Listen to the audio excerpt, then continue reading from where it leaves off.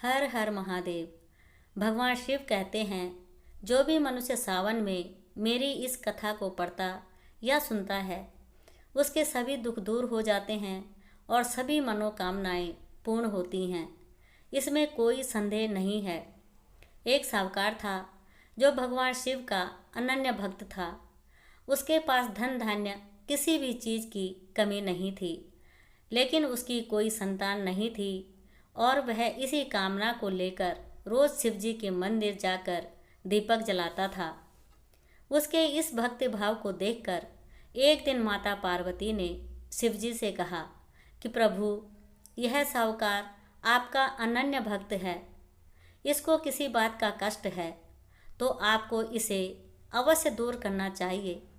शिव जी बोले कि हे पार्वती, इस साहूकार के पास पुत्र नहीं है, यह इसी से दुखी रहता है। माता पार्वती कहती है कि हे ईश्वर, कृपा करके इसे पुत्र का वरदान दे दीजिए।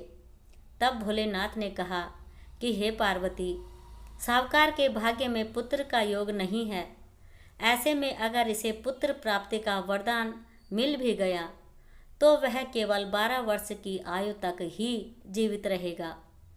यह सुनने के बाद भी माता पार्वती ने कहा कि हे प्रभु, आपको इस साहूकार को पुत्र का वर देना ही होगा, अन्यथा भक्त क्यों आपकी सेवा पूजा करेंगे।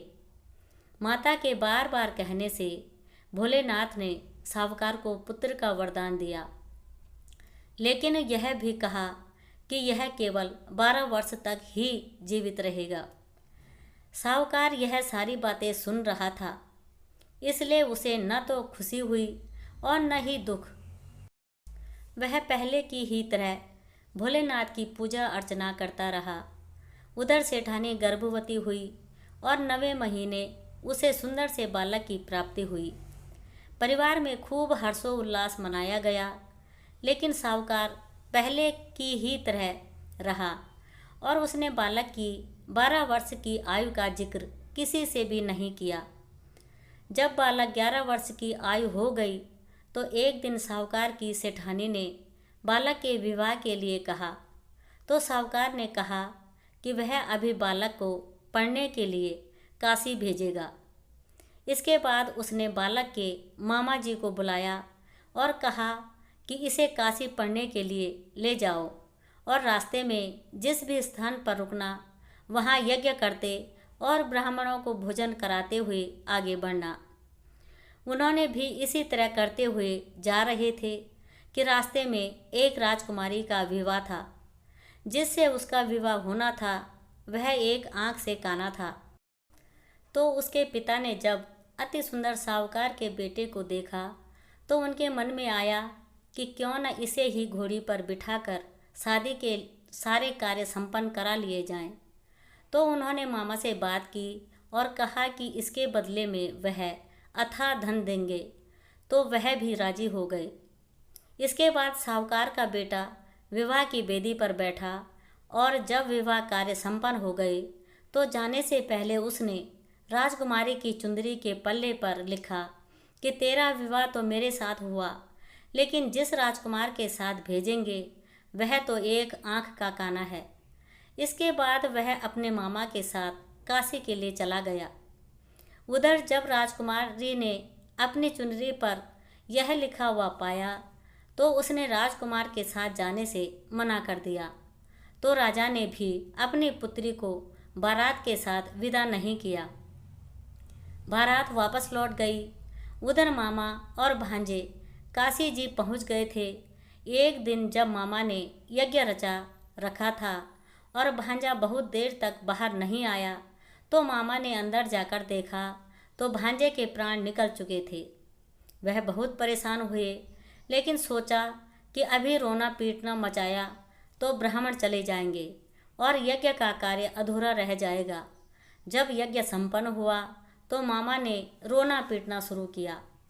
उसी समय शिव पार्वती उधर से जा रहे थे तो माता पार्वती ने शिवजी से पूछा, हे प्रभु, ये कौन रो रहा है। तभी उन्हें पता चलता है कि वह तो भोलेनाथ के आशीर्वाद से जन्मा साहूकार का पुत्र है। तब माता पार्वती कहती है कि हे स्वामी, इसे जीवित कर दें, अन्यथा रोते रोते इसके माता पिता के प्राण निकल जाएंगे। तब भोलेनाथ ने कहा कि हे पार्वती, इसकी आयु इतनी ही थी, सो वह भोग चुका। लेकिन माँ के बार बार आग्रह करने पर भोलेनाथ ने उसे जीवित कर दिया। लड़का ओम नमः शिवाय करते हुए जी उठा और मामा भांजे दोनों ने ईश्वर को धन्यवाद दिया और अपनी नगरी की ओर लौटे। रास्ते में वही नगर पड़ा और राजकुमारी ने उन्हें पहचान लिया। तब राजा ने राजकुमारी को साहूकार के बेटे के साथ बहुत सारे धन धान्य के साथ विदा किया। उधर साहूकार और उसकी पत्नी छत पर बैठे थे। उन्होंने यह प्रण कर रखा था कि यदि उनका पुत्र सकुशल न लौटा तो वह छत से कूदकर अपने प्राण त्याग देंगे।